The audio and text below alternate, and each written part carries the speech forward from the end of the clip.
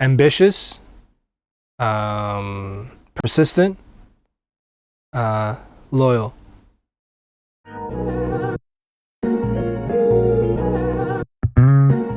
Honestly, I feel like it's an honor to be up there as a above all like as a Bengali artist.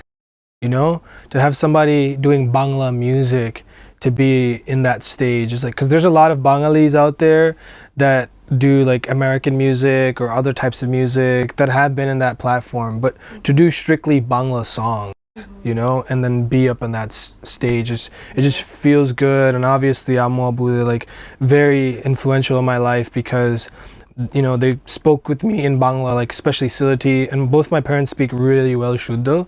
That's how I was able to you know become better at my Shuddho. And you know it was just an honor like because they weren't about the music in the beginning, but after seeing what I was doing they were just like you know like very proud. And huge shout out to like Spotify BD for picking me to be the artist, and of course the fans who continuously support me and my music. Like because of them I'm here today.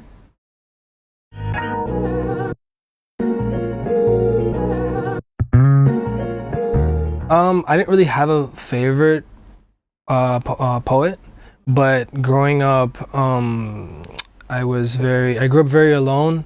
And you know like especially in a foreign country you have religious and strict parents, and that even isolates you even more from the rest of the crowd. And poetry was my escape for like depression. Like you know it was like my thing where like I would write my feelings and all that.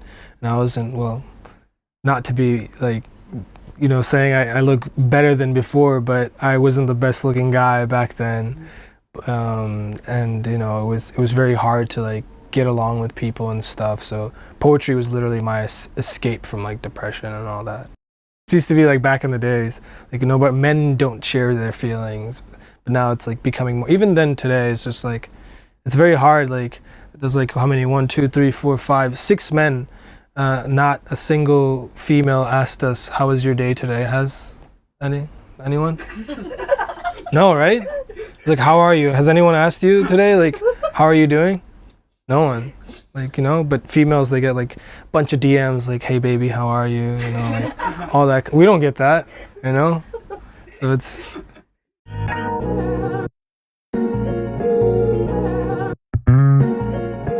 I still write, but now it's like I like to produce more, to like produce my feelings. And now it's like melodies, like vocal melodies. I like one way to express your inner feelings as a musician is to like scream it out, let it out.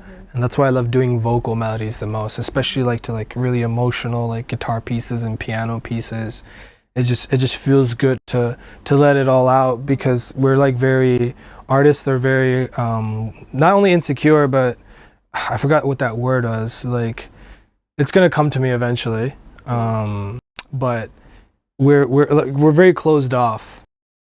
It's like we're always constantly guarded, and it's hard for us to trust people and all that. So like to be able to let everything out, like build in and to let it out, it feels good.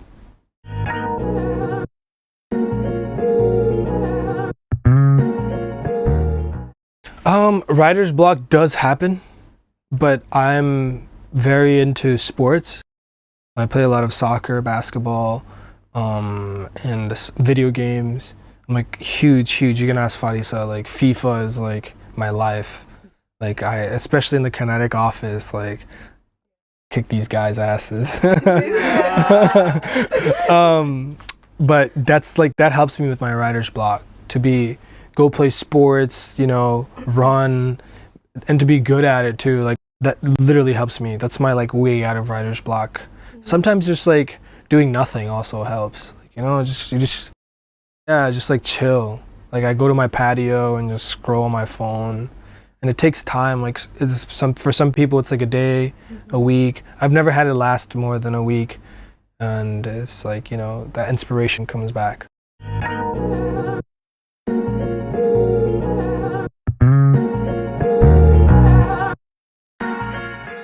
I'm a very competitive minded person. So for a lot of people, this will feel like, okay, I made it. But me, it's like I want more. I want to be in a point like where, you know, a rickshaw driver sees me and they're just like, okay, I know this guy. Like I want to be relevant to everybody, not like a specific group of people. Like I want to make music for Bangladesh. You know, a lot of people come at me with this like Silit stuff and all that and everything, and I'm just like, dude, Silit is in Bangladesh. Like above all, it's like, why do we have to like keep doing this like partition and all that stuff? Like, yes, I sing Siliti, and the fact that I've sung it and there's people in Dhaka that are not Siliti singing Siliti words should make you happy. Why do you have to go back to this part about like this whole Siliti stuff and all that henten and everything? Like, you know, it's just not needed. So honestly, I want to be at a point like I still don't think I made it, which, you know, a lot of people are like gonna be like, oh, like, you know, this guy needs to like chill. Like a lot of people will be like, oh my god, I'd be more than happy to be in his shoes. But I think when I'm relatable not to just the youth, but the aunties and uncles and every single group of like the villagers, like I want everyone to play my music and enjoy it. That's when I'll know I'll make it. That's like very important to me because I come from the village, and that's why I do like a lot of folk stuff and everything, because they enjoy that the most.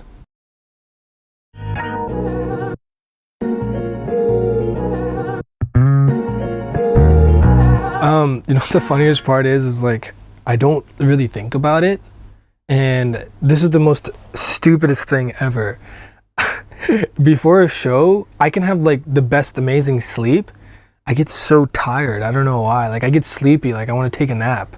Like I'm just dead, and everybody's just like, dude, you're about to perform, and I'm just like, I know, like chill. And then as soon as I go on stage, I'm just like, I see every single person's face, and I'm just like, wow, like that's my fire. Like to see all these people there waiting for me to sing, to like jump up, and like these people are waiting to like have that moment with me is like my awakening. Like that's my ritual. I just look at every single person's face and I'm just like, wow, like, you know, I'm here. And then just boom, I'm just like ready to go. So that's just honestly my ritual. I don't have like a specific ritual. Maybe a Red Bull or two. No advertising.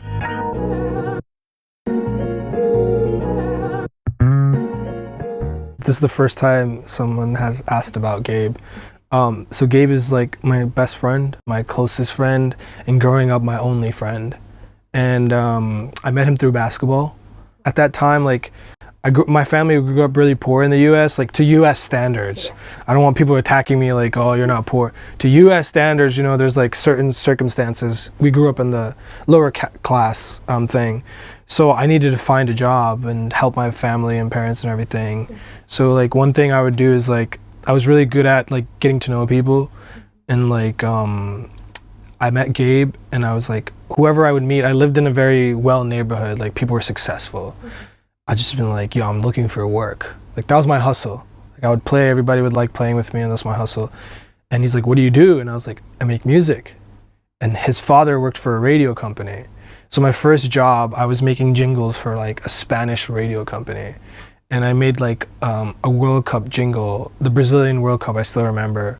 I don't talk about this stuff and all that, but it was like a World Cup jingle for a big law firm, and it was through Gabe. And since then, like, we became like really close, and he saw that I wanted to do music full time. So imagine like a 16-year-old kid, strict parents, and then he comes in, provides me a studio, provides me equipment, provides me everything, like finance and all that. And I wasn't even good at that time, but he saw that drive in me. Like, you know, like I said, I'm like super competitive. Like I don't like giving up. And he just invested in me. And then since then we've been together, and he's inspired me. Like he's my inspiration to like all that. And I always say this from the bottom of my heart, but Muza would not be Muza today without Kinetic. Like from the bottom of my heart, it was him who said, yo, do a Bangla song, like try it. And I've tried many times and it just wasn't it until he sent me one beat. I remember I had an admin job at that time on the weekend. I was going to college and I hated it. I hated everything about it. And literally it was like a tough day, and I was just like, I'm gonna give it one more try. If it doesn't work, I'm just not gonna do it. And then I wrote Bondure in like 20 minutes.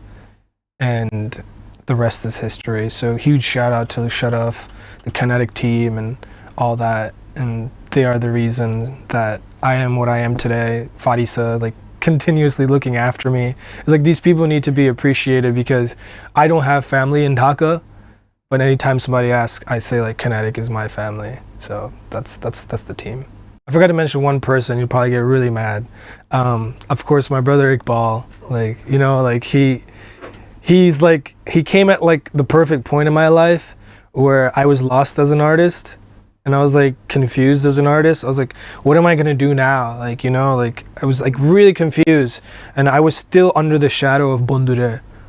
Like it was just like Bondure, that's it. Like that's it. Like everybody used to tell me like, what else do you have?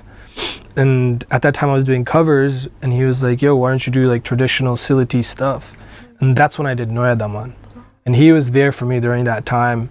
It was like isolation. I went to his house and I would just use his basement and record. Like it was like my escape room because getting studio access during pandemic was really hard. So he provided me with that.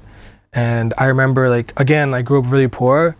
This guy, like, I told him my laptop's broken and all that stuff. And he would like feel for me. And he's like, he bought me a laptop. And he's like, listen, you can pay me back when your time comes. Like, you know, things like that, it's needed. Like everyone thinks that artists do it by themselves. Like you don't understand the amount of like effort that people behind the scenes do to help an artist grow. And like these three people are the reason that I'm in this stage today, that I'm on Times Square Billboard and Toronto Billboard and UK Billboard is because of them. Like they helped me and I'll never forget that for the rest of my life. Yeah, huge shout out.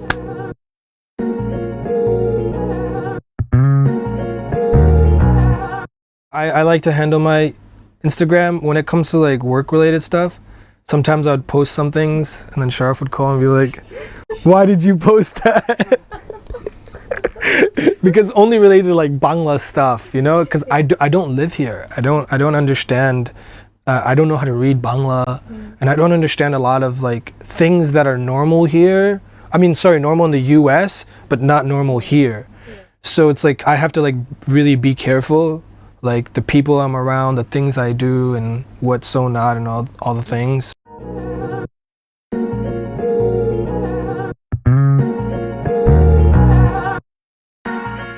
Talent comes in all shapes and forms. Like, you know, you have a very talented group of team here.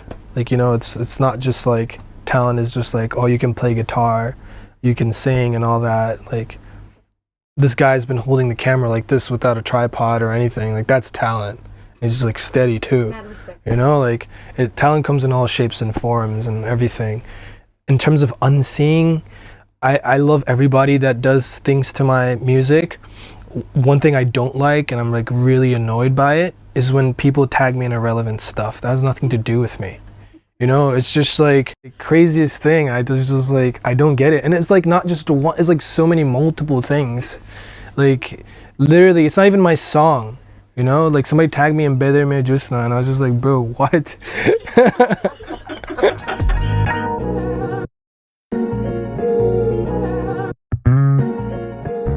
My playlist is a mixture of songs. Like I'll give you like my top 5 listens to, but my playlist is like a mix of categories. Like I listen to everything. You can see I have like screamo, heavy metal, pop, rap, but a lot of EDM influence. I love drops.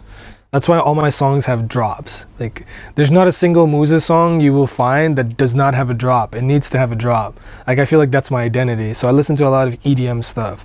But my current top 5, if you really want to know, I'll tell you right now, I've been jamming to. It's Out of the Blue by Punctual, Weekends by Jonas Blue and Felix, and then Texas. It's a country rap song. It's really interesting, and I'm just like, whoa. And how many was that? 3? Yeah. And then I'm listening to this Last Night by Morgan Wallen. That's also a country song. And then my most favorite right now is So So by Omale. It's like an Afrobeat kind of song. It's like so addictive, and I'm just like, wow. I just love addictive music.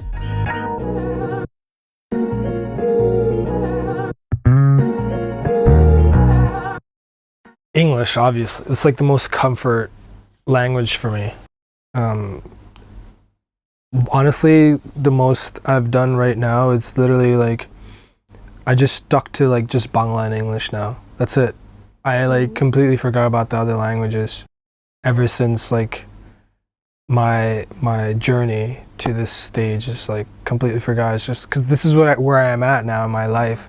Because growing up, I used to be in Spanish class and Spanish speaking community and all that stuff. So that came, and growing up, I went to madrasa, and there's like, but I went to an Arabic one. That's where Arabic came in and all that. And then I had like Indian friends in school, and that's where Hindi comes in. But all that stuff is no longer there, and it's just literally just Bangla and English. So right now, it's like English is my comfort language. I've gotten better at Bangla, right, Farisa? Yeah. We should have met me the first time. Oh my God, my Bangla was terrible, terrible. Still to this point, I've improved, but if you heard me back in the days, it was pretty bad.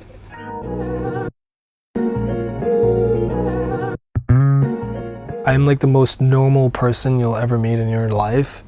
Like I'm not like flashy or like all that stuff. I live in a small house, small car. My mom works, my dad works, my sister goes to college and works. Everybody's busy with their thing.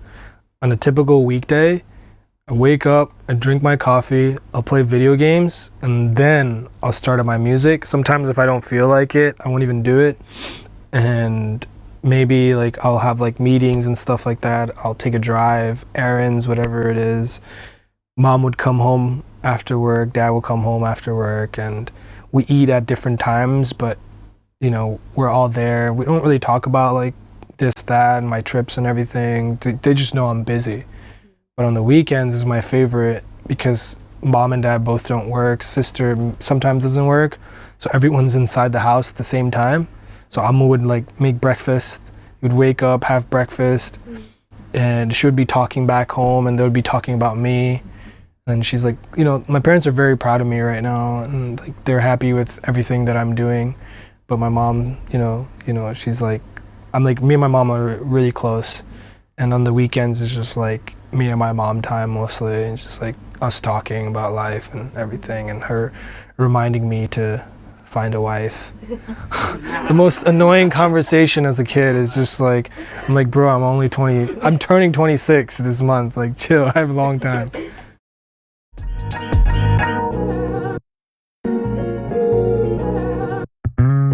This is like the most guy answer ever, but to see like so many girls sing from the top of their lungs to your song is just like amazing. Like, and it's like in the US, I don't know so much about Bangladesh. So here's my thing, like I feel like in the Bangla music scene and industry is like it's like a sausage fest when it goes to like concerts and stuff like that. And it's just like, bro, like where are the girls at? Like in the US, you know, there's like a lot of girls, and I feel like a lot of guys come to my concert because there's a lot of girls. Honestly speaking, like all the videos I posted about my shows, you'll like see like in the front is just girls. Yeah. It's literally just girls, and I was just like, I'm very thankful for all those girls. Like I appreciate like all my fan base and stuff, but to have like, especially coming from a community where in the past there was like a lot of sexism and like female were in the back and all that stuff, housewife and thing, to see them up in front, feeling so comfortable to be themselves and to sing to my songs, it's an amazing feeling. Like, you know, I can rest assured that I won't be performing in front of a sausage fest. Like, you know, I'm like going there and just like girls, and I was just like, yes. I also think like one thing I realized about, like this happened in Michigan in one of my shows. I had to stop my show because these guys were like pushing these girls. I was like literally like, yo, like have at least a decency and respect to like have like people's space, and like, you know, you can't just be like pushing and shoving. Like this is not a mosh pit. You're not doing like thrash metal up in here. Like it's like a pop concert, bro. Chill. It's like, and that's like, I think that's a problem here. It's like people don't respect space. So once that happens, I feel like the more females will be like ready to show up and all that, knowing that they'll be safe above all.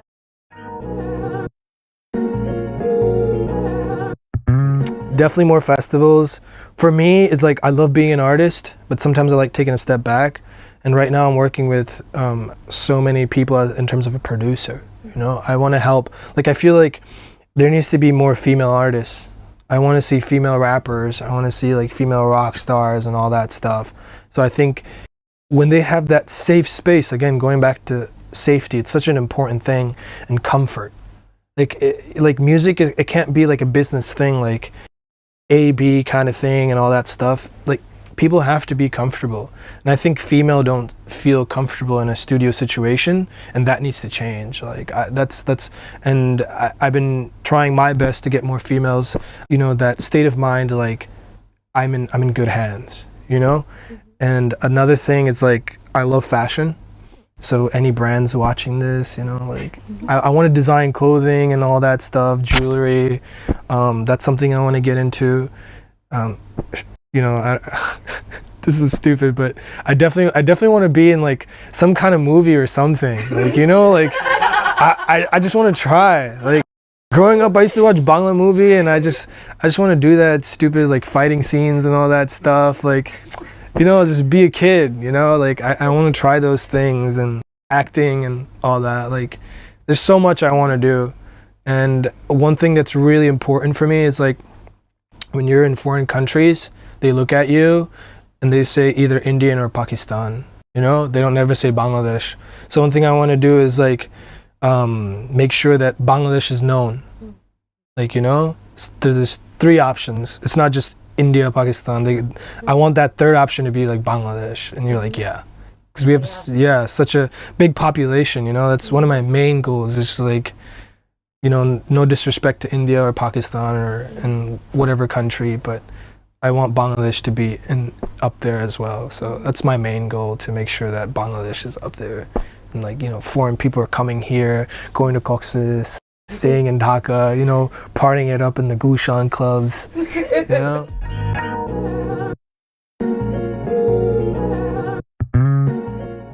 Yeah, like, thank you to every single person that listens to my song, that's been with me since Bondure. And if you really know me, then you probably know That Girl too. It's the first song that I've ever done in terms of like Desi community.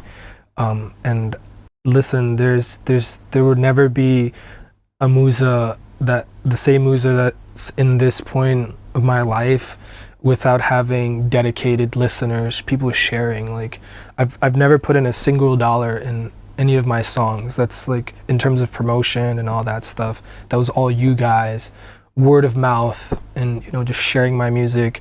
And I'm just really blessed and lucky to have a fan base of Bengalis all around the world, not just in Bangladesh, like from the villages to like penthouses in Times Square. And it's like amazing feeling, and I'm like super lucky, and I will never be grateful enough for you guys for supporting me. And again, from the bottom of my heart, thank you so much, and truly, I love you guys. Awesome. Done. Wholesome interview.